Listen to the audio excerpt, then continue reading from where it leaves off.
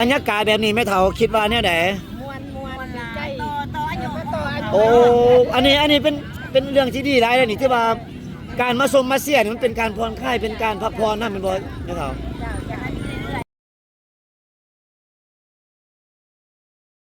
เดี๋ยวจะพาไปสัมผัสกองเสียเมืองคงเซโดนเด้อสบายดีเสียไผลูกเบอร์ไอ้แก่เบอร์หยัง18เมืองหยังคงเซโดนเก่งบ่ เก่งทั้งเก่งทั้งรอบอกกันบ้างหนู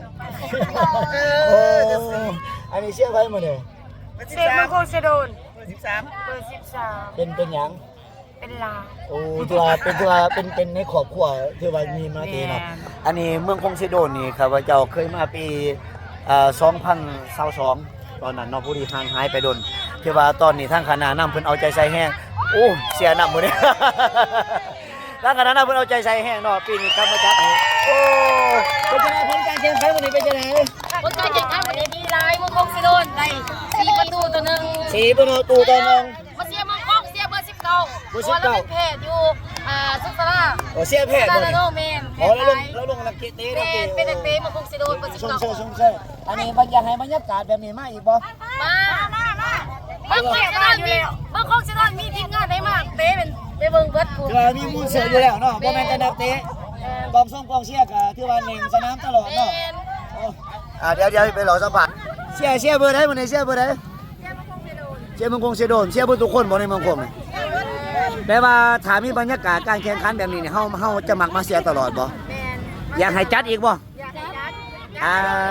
แน่นอนเลข2เนาะเลข2จะมีอีกเนาะจะพยายามเอิ้นว่าพยายามมาจัดอยู่เมืองคงให้ได้เนาะโอ้เดี๋ยวไปเบิ่งโอ้สบายดีพี่ตาสบายดี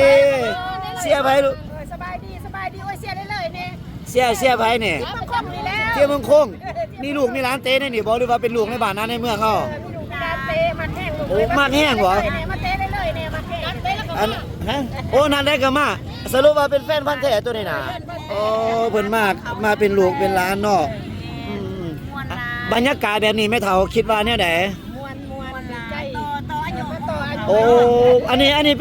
ป็นเรื่องที่ดีหลายเลยนี่ที่ว่าการมาชมมาเสียนี่มันเป็นการผ่อนคลายเป็นการพักผ่อนนั่นเป็นบ่ไม่เท่า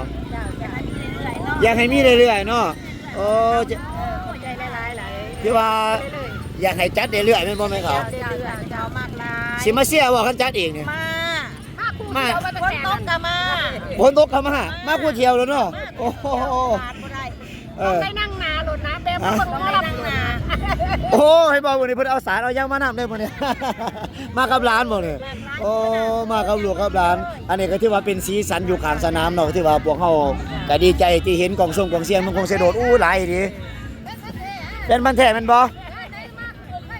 มาไหนมาบวกขาเลยเนาะโอ้เคยไปเบิ่งอยู่สารวัตรบ่โอ้กีฬานักเรียนได้เบิ่งบ่กีฬานักเรียนก็บ่ได้ไปโอ้แปลว่าอยากให้เพิ่นมาจัดอยู่นี่รู้ๆเนาะโอ้ชมเชยเพราะว่าคณะนำเมืองของเพิ่นสุดใหม่นี่เพิ่นส่งเสริมกีฬาแฮงสิได้เพิ่นว่าสิได้จัดตลอดอยู่โอ้ใจหลายบ่ได้ต่ออายุโอ้ยดีใจได้ยินคำนี้เด้อเพราะว่ากีฬานี่จริงๆแล้วหั่นน่ะมันบ่แม่นเป็นเพียงแต่การแข่งขันกีฬาแน่นอนเนาะกีฬามันเป็นการใส่เงินเด้อครับมันเป็นการใส่งบประมาณแต่ว่ามันเฮ็ดให้ลูกหลานเฮานี่นะบ่ไปดินทั่วทีมเนาะแม่เฒ่าเนาะแต่มาดินกีฬาดีเด้